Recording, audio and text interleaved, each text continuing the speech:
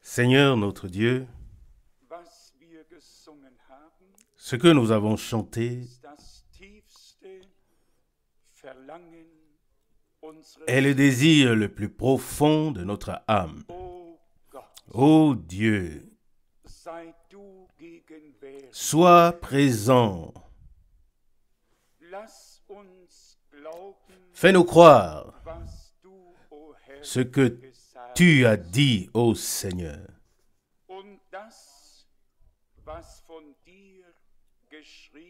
Et aussi ce qui est écrit de toi. Et aussi ce qui est écrit de nous. Dans la même Bible, les promesses sont écrites pour toi, le Rédempteur, et aussi pour nous, les rachetés. Tu es celui qui baptise d'esprit et de feu, et nous sommes ceux qui doivent être baptisés d'esprit et de feu. Alléluia! Louange et remerciement, gloire et adoration à ton nom. Alléluia! Ô Seigneur, sois remercié. Tu as dit, désormais, vous verrez le ciel ouvert et les anges de Dieu monter et descendre. Alléluia! Le ciel est ouvert. Pour nous, le soleil de justice s'est levé avec le salut, avec la guérison. Alléluia! Sois remercié de ce que le salut de Dieu soit manifesté au nom de Jésus-Christ de Nazareth. Alléluia! Alléluia! Alléluia! Seigneur, même si les nuages s'abaissent sur nous, même si l'orage gronde au-dessus de nous, cependant, il n'en reste pas moins que Jésus-Christ, notre Seigneur, a ouvert, a frayé le chemin et que nous avons libre accès au trône de Dieu et que nous recevons la grâce et nous sommes secourus au temps convenable.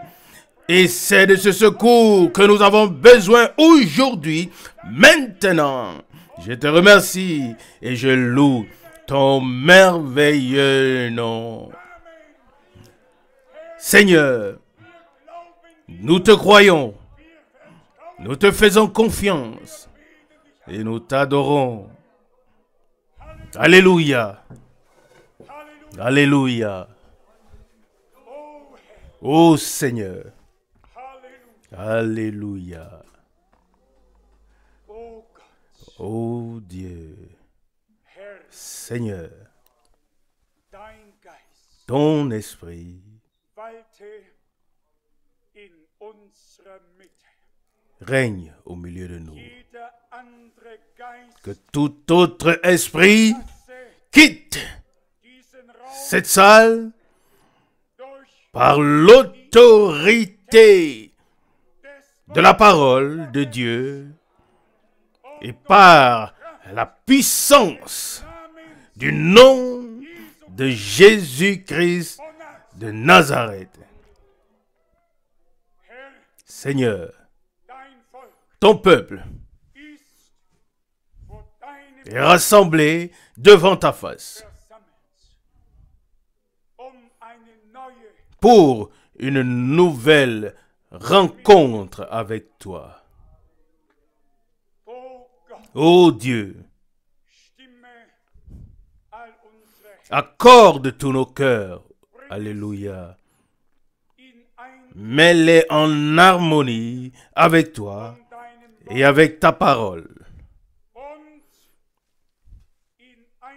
Et en accord les uns avec les autres, afin qu'une atmosphère divine et céleste de la foi et de la puissance de Dieu puisse se manifester au milieu de nous. Alléluia. Au nom du Seigneur qui nous a convoqués, appelés de près et de loin pour nous parler en ce jour comme il parle avec le peuple de son alliance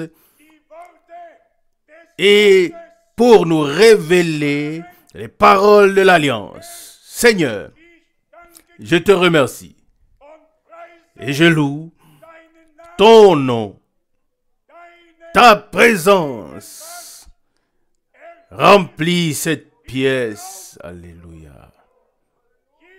Quiconque invoquera le nom du Seigneur sera sauvé. Amen. Alléluia. Alléluia. Alléluia.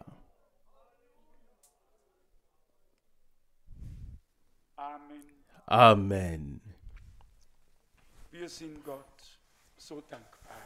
Nous sommes si reconnaissants à Dieu. En ce qui me concerne, je pourrais maintenant conclure le service et dire que c'était bien d'être ici. Pour moi, c'était déjà précieux. Oh, celui qui reconnaît la présence du Seigneur a déjà pu se rafraîchir spirituellement. Amen. Voyez et goûtez combien le Seigneur est bon. Alléluia. Selon Psaume 34, verset 9. Pas seulement voir, pas seulement regarder, mais goûter. Goûter. Le Seigneur n'a pas besoin de spectateurs.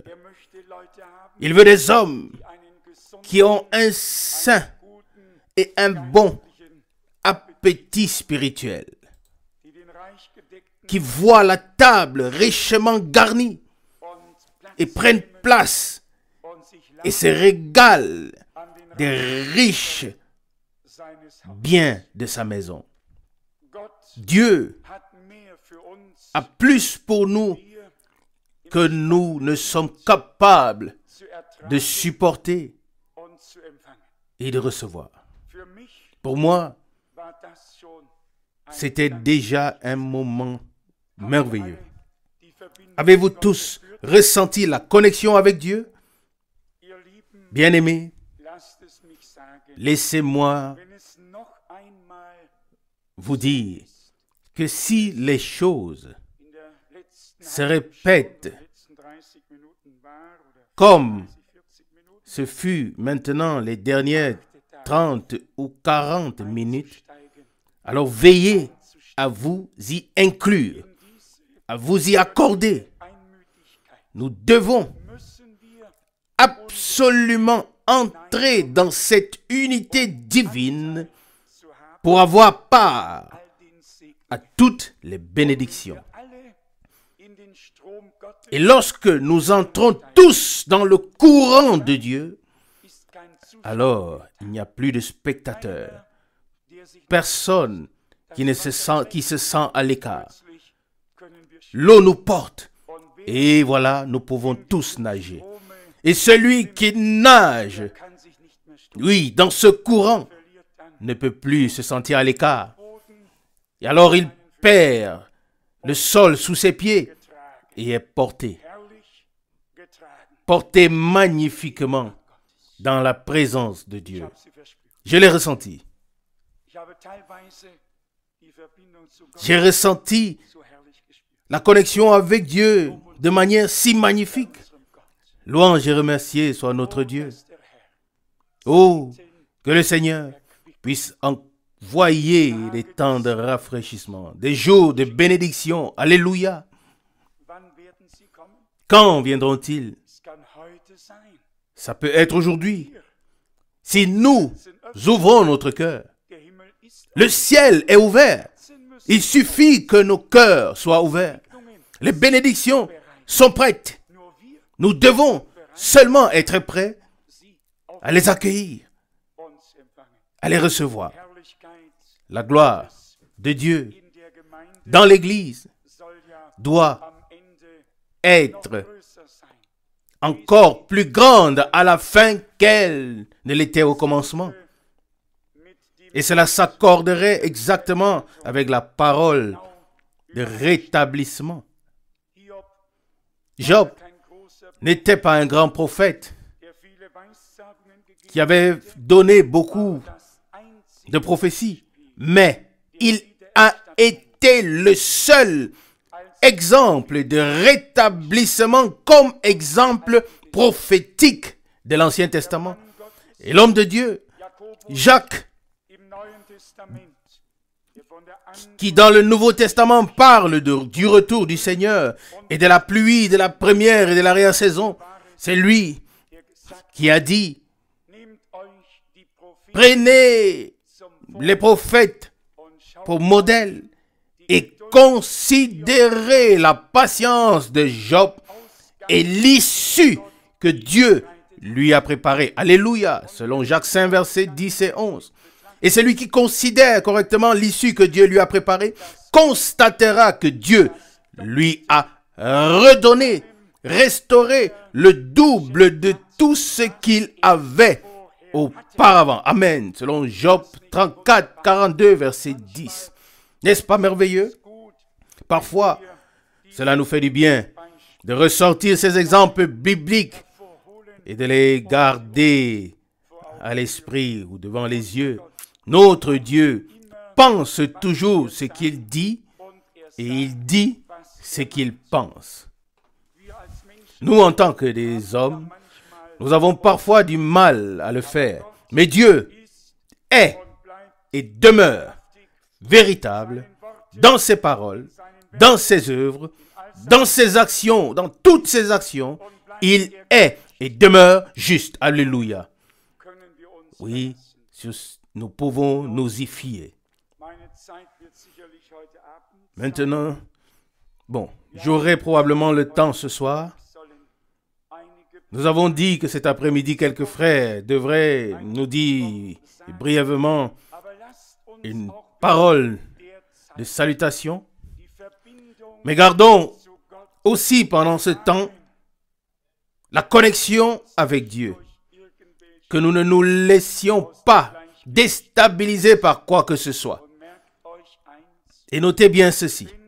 Si Dieu se met à bénir d'une manière particulière, alors le diable fera appel à tout l'enfer pour tout chambouler afin que nous soyons privés de la bénédiction. Faites attention, reconnaissez cela et comprenez que ce n'est pas le frère ou la sœur, mais que c'est l'ennemi qui veut s'aimer le malheur, la discorde. Et alors dites simplement: Seigneur, je ne me laisserai pas ôter la bénédiction, car j'ai compris les pièges et les manœuvres de l'ennemi. Amen. Assez souvent, nous sommes tous tombés dans ces pièges, mais cela ne doit plus être le cas. Ce n'est qu'avec Jésus que je veux marcher. Alléluia. Ce n'est qu'avec lui que j'entre et sors avec joie. Et celui qui marche avec lui, alors il le tient de sa droite. Ce n'est pas nous qui le tenons, mais c'est lui qui nous tient. Si nous devrions le tenir, alors nous manquerions certainement parfois de force. Mais il nous tient par sa droite. Et sa droite demeure et est élevée.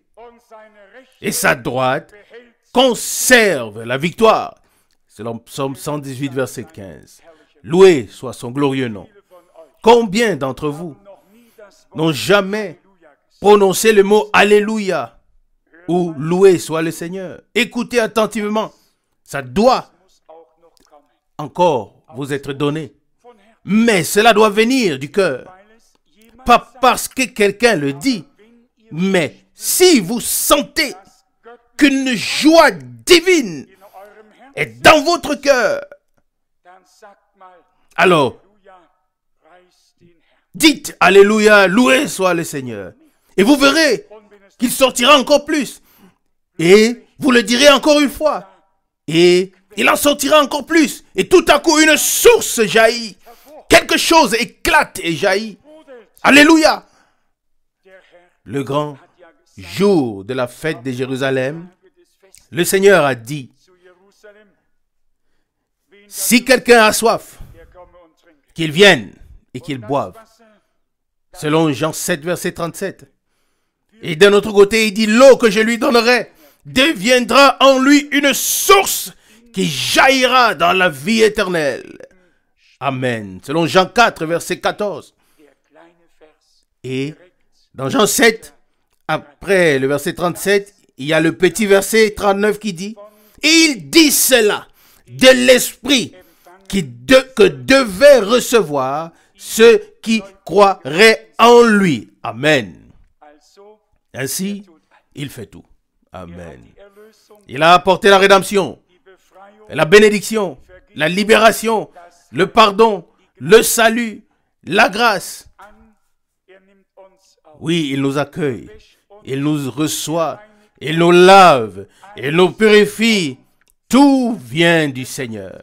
C'est pourquoi il est écrit, le salut vient du Seigneur. Et vous savez pourquoi? Parce que le Seigneur est notre sauveur. Amen. Si une institution ecclésiastique ou une communauté était notre sauveur, alors le salut viendrait de là. Mais le salut est lié au sauveur. La guérison est liée à celui qui guérit. La création est liée au créateur. La rédemption est liée au rédempteur. La chose est indissociable de la personne. Et parce que Dieu s'est révélé en Christ comme notre sauveur sur la terre, nous devons le rencontrer en Christ comme notre sauveur. Amen. Et c'est pourquoi il est écrit, sous le ciel, il n'y a aucun autre nom qui a été donné aux hommes par lequel ils puissent être sauvés, si ce n'est le nom de Jésus. Selon Jean, Actes des Apôtres, chapitre 4, verset 12.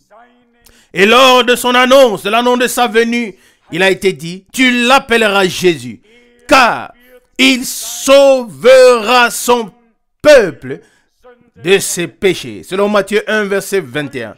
Aujourd'hui, il vous est né un sauveur qui est le Christ, le Seigneur. Luc 2, verset 11. Et puis, nous arrivons au vendredi saint, vendredi de Pâques. Notre sauveur est mort à la croix de Golgotha. Le sauveur n'est pas seulement né, il n'a pas seulement vécu, mais il a souffert. Il est mort. Il a été enseveli. Il est ressuscité d'entre les morts le troisième jour. Amen. Jésus est vivant. Et moi aussi avec lui, je vis. Mort, où est donc ta terreur? Vous savez quoi? Nous avons encore trop d'incrédulité. Ou bien peut-être une petite foi. Je ne voudrais pas blesser quelqu'un. Car le mot croyant indique que nous croyons. Alors, justifions ce terme croyant en étant des personnes qui croient. Lorsque nous disons que quelqu'un est impie ou sans Dieu, alors nous voulons dire par là qu'il n'a pas de connexion avec Dieu, qu'il est détaché de Dieu. Le mot allemand dit gottlos, c'est-à-dire détaché de Dieu, littéralement. Mais si nous avons été réconciliés avec Dieu, alors nous sommes connectés avec lui. Soit nous sommes l'un, soit nous sommes l'autre.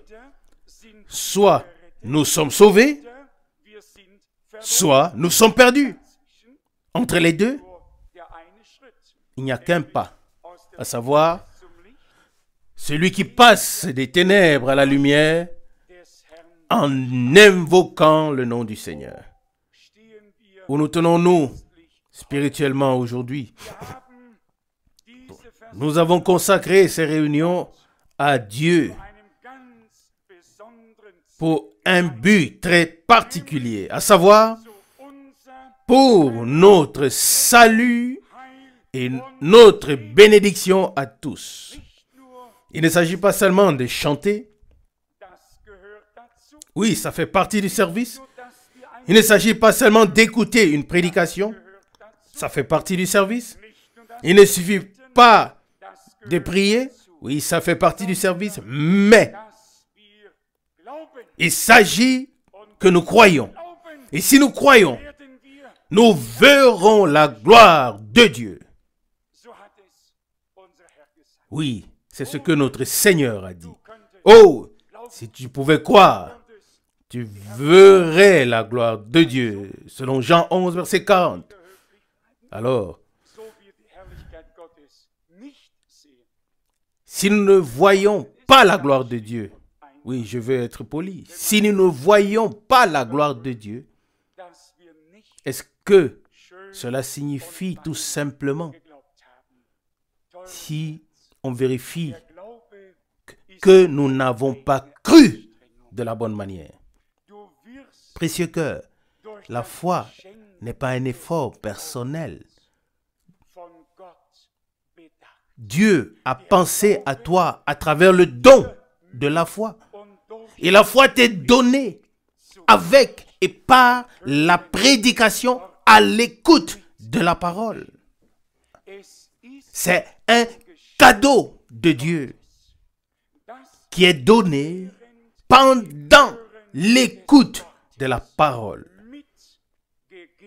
Amen. C'est pourquoi il est écrit, la foi vient de la prédication. Romains 10, verset 17. La foi ne vient pas des discussions. La foi ne vient pas du fait de vouloir avoir raison, de connaître mieux. Mais la foi vient de la prédication. Et la prédication vient de la parole de Dieu. Comme c'est glorieux, comme c'est merveilleux que Dieu nous accorde cela en tout temps par grâce. Je me sens bien dans le Seigneur. Et je voudrais, et je crois que nous le voulons tous, je voudrais que cette douce atmosphère, oui, nous soit conservée. Oui, soyons tous vigilants. Veillons à ce que cette atmosphère ne soit pas interrompue ou perturbée. Je ne sais pas comment je devrais continuer. Oui, de préférence, je vais laisser Dieu continuer. Tellement ces moments me sont précieux. Je sais que le Seigneur est présent. Je sais qu'il sauve tous ceux qui l'invoquent. Amen. Qu'il pardonne à tous ceux qui viennent à lui. Qu'il donne ou qu'il accorde la grâce à tous. Il a dit lui-même, celui qui vient à moi, je ne le rejetterai pas. Ainsi, tous peuvent venir. Peu importe qui c'est, comment il se sent. Nous pouvons tous venir au Seigneur. Et aucun de ceux qui placent leur confiance en lui ne sera confus. Il changera la situation de sorte que chaque épreuve et chaque tentation trouve une fin et que nous puissions la supporter.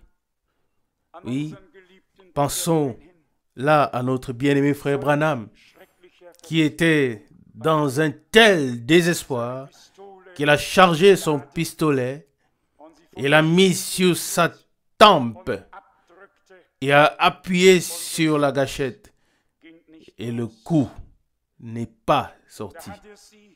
Et alors, il a lancé le pistolet en l'air sans appuyer sur la gâchette et le coup est parti tout seul. Comme notre Dieu est fidèle.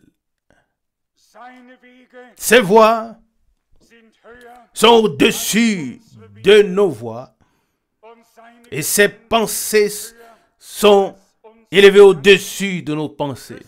Christ, notre Seigneur, a tout enduré pour chacun d'entre nous. Dans tous les malentendus, dans toutes les maladies, dans chaque souffrance, dans chaque médisance.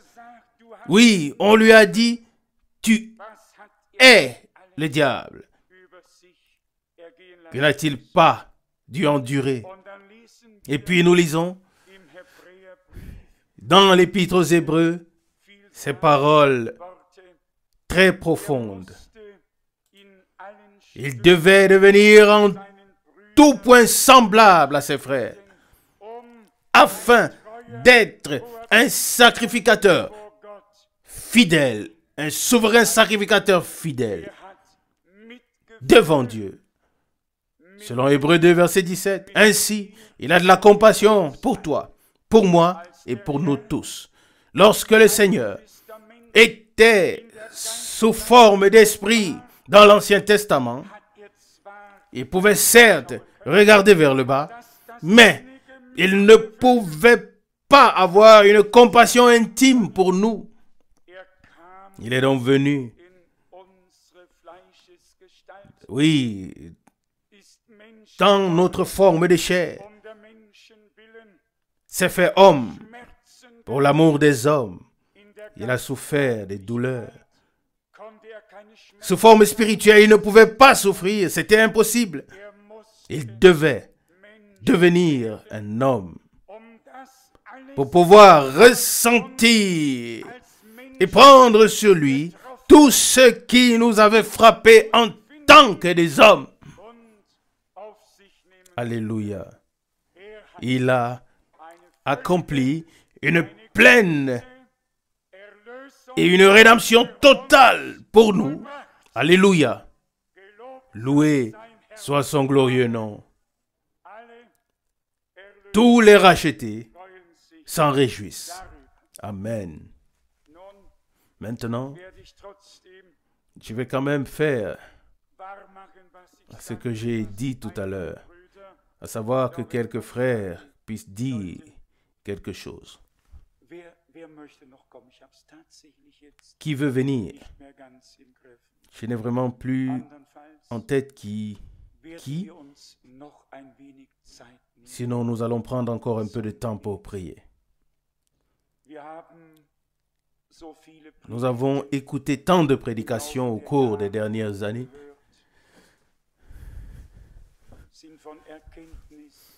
Oui, nous avons été conduits de connaissance en connaissance, de clarté en clarté. Dieu a eu beaucoup de patience avec nous tous, avec les uns d'une manière, avec les autres d'une autre manière. Mais il ne s'arrêtera pas tant qu'il n'aura achevé son œuvre. puisse notre Seigneur,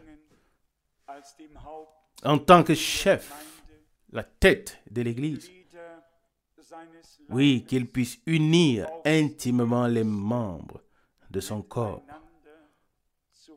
Amen. Les rassembler. Oui, par un esprit, être baptisé dans un seul corps. Que nos exigences correspondent à la réalité biblique.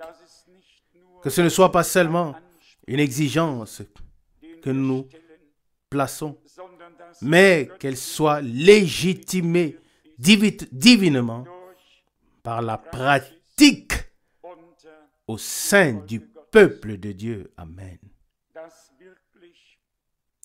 Que tout soit vraiment comme dans l'Église primitive. Un seul cœur et une seule âme. Oui, ils pouvaient prier Dieu d'un commun accord jusqu'à ce que le lieu puisse trembler. Et avant que le lieu puisse trembler, il faut que nos cœurs, oui, aient été secoués. Bien-aimés,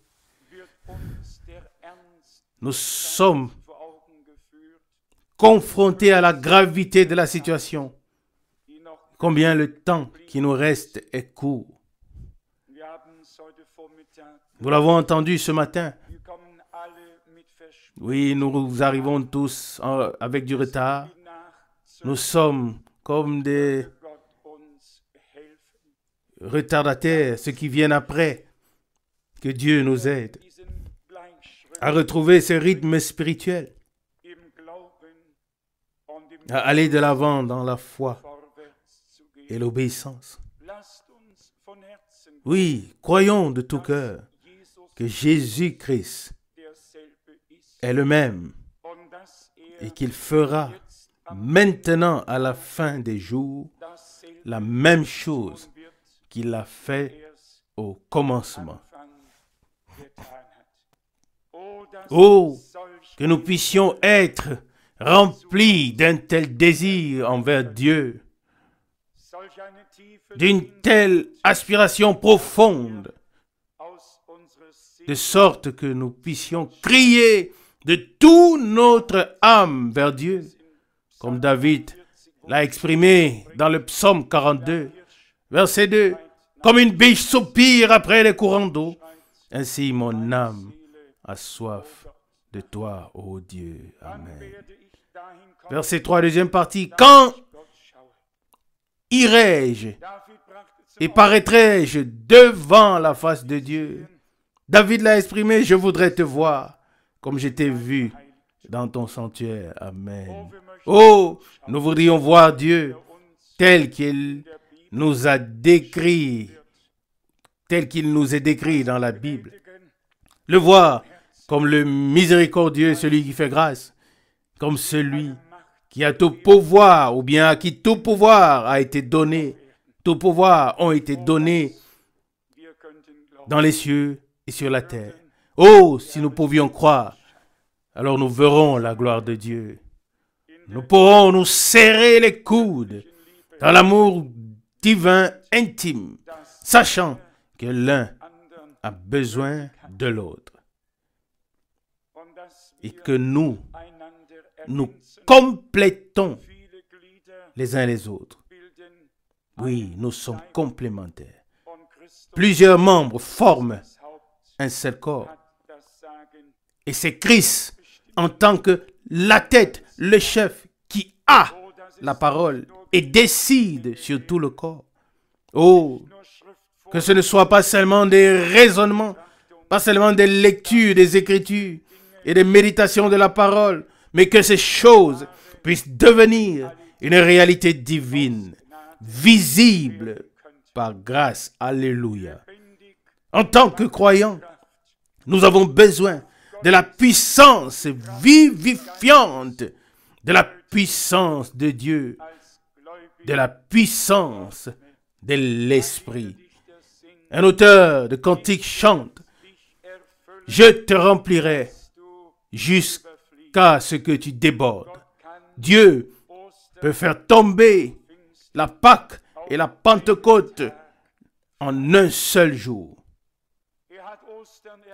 Oui, il a la Pâque, il a la Pentecôte, il a la résurrection, il a l'effusion de l'Esprit.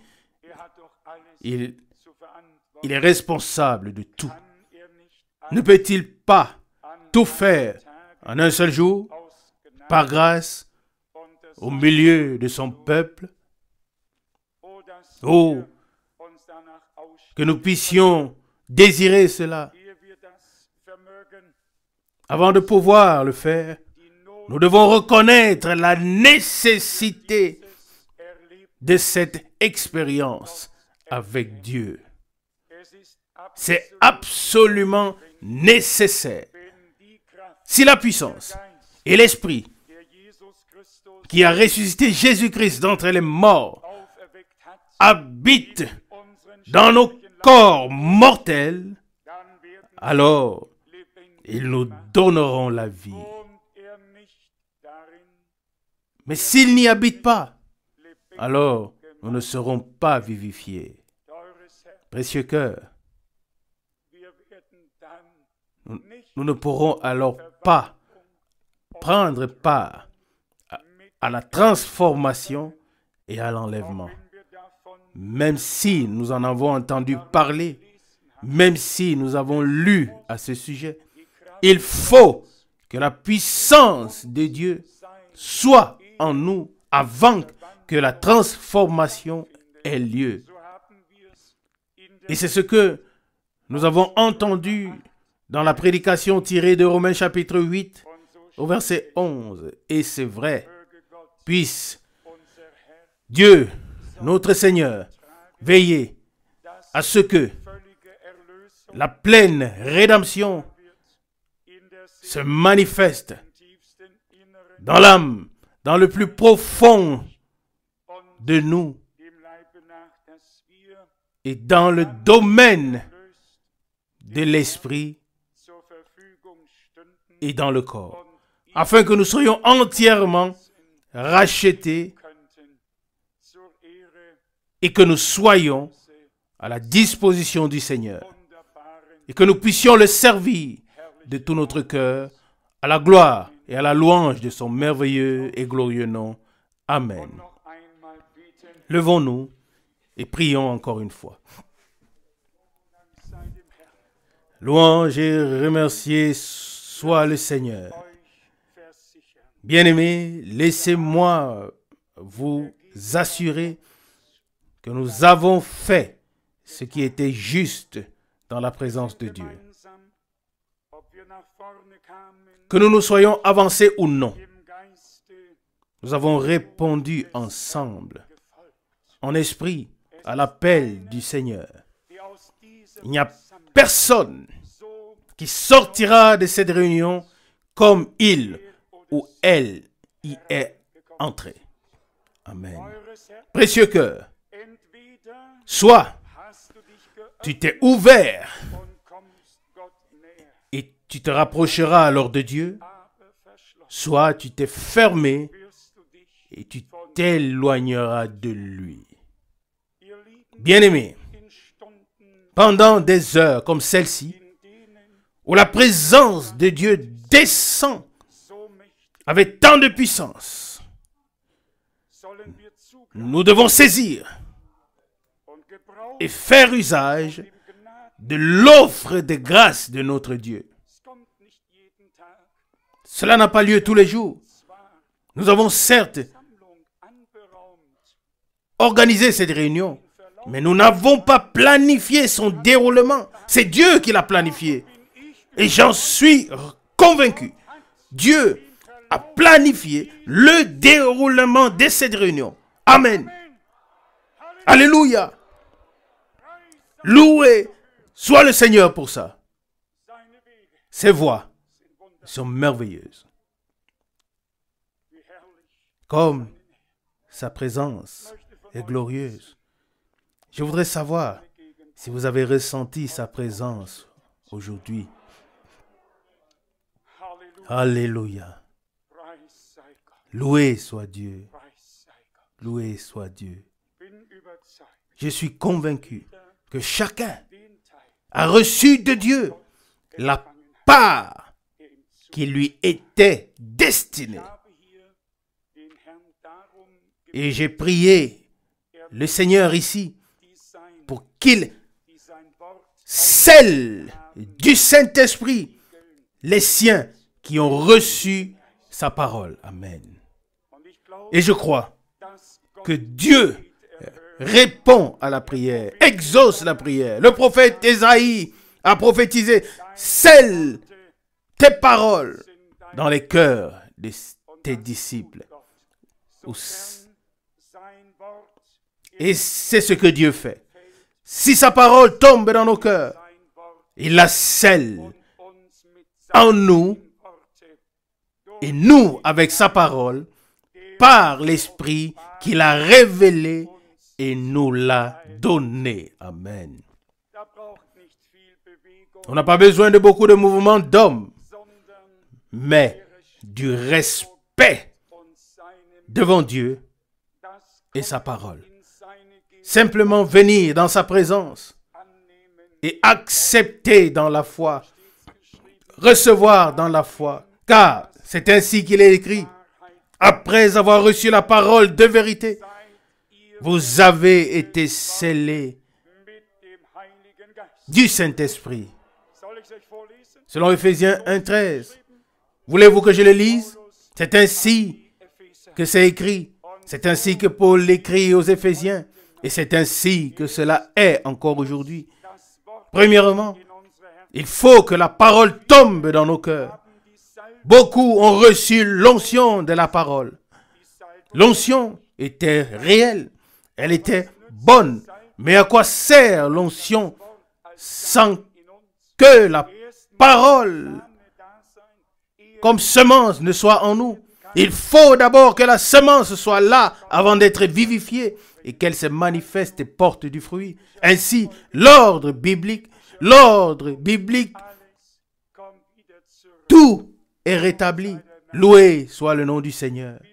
Comme il est doux et agréable de voir des frères et des sœurs unis d'un commun accord devant Dieu. C'est déjà un avant-goût de la gloire de Dieu, n'est-ce pas? Alléluia! Gloire à Dieu. Gloire à Dieu. Aujourd'hui, tout peut arriver. Aujourd'hui, tout peut arriver. Le Seigneur est ici. Alléluia! Gloire à Dieu. Louange et remerciement. Frère, oui, toi aussi tu peux te réjouir. Oui, louange et remerciement. En la présence de Dieu, nos prières sont exaucées. Oui, ce que nous demandons se transforme en action de grâce. Car la foi rend grâce et remercie pour ce qu'elle a demandé et ce qu'elle désire. Alléluia! Que le Seigneur, oui, puisse aussi nous aider en cela. Amen.